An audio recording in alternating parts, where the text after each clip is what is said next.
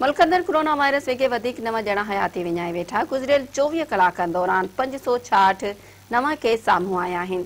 National command and operation centre पारां जारी कयल पधिराई मूजिबि गुज़िरियल 24 कलाकनि दौरान सॼे मुल्क अंदरि 28,887 कोरोना जूं टेस्टूं कयूं वयूं, जंहिंमां 566 नवां केस ज़ाहिर थिया आहिनि, जंहिं बाद मुतासिरनि जो अंग 3,10,841 ताईं पहुची वियो आहे।